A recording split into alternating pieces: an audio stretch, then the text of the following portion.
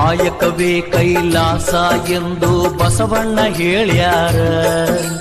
ತ್ರಿಕಾಲದಲ್ಲಿ ಶಿವಪೂಜೆ ಮಾಡಿ ನಿತ್ಯ ಅಂದಾರ.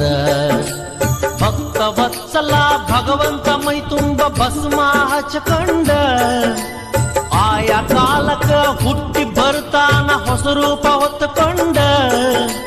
ಭಕ್ತಿಲೆ ದುಡಿದರೆ ಬಂಗಾರ ಕಣ ಇರ್ತಾನ ಕೈ ಹಿಡ್ಕೊಂಡ. ಸಂಗಮ ದೇವನ ಮಹಿಮೆ ಏನಂತ ಹೇಳಲಿ ತಿಳ್ಕಂಡ, ಏನಂತ ಹೇಳಲಿ ತಿಳ್ಕಂಡ. ಮೂರು ಬಟ್ಟ ವಿಭೂತಿ ಒಳಗ ಸಂಗಯ್ಯ ಇರ್ತಾನ. ಹಣಿಮ್ಯಾಗ ಹಚ್ಚಿದ ವಿಭೂತಿ ಬೆಳಕಲ್ಲಿ ಪರಶಿವ ಕಾಣ್ತಾನ. ಬಸವಣ್ಣ ಕೈ ಮಾಡಿ ಕರಿತಾನ, ಬಸವಣ್ಣ ಕೈ ಮಾಡಿ ಕರಿತಾನ.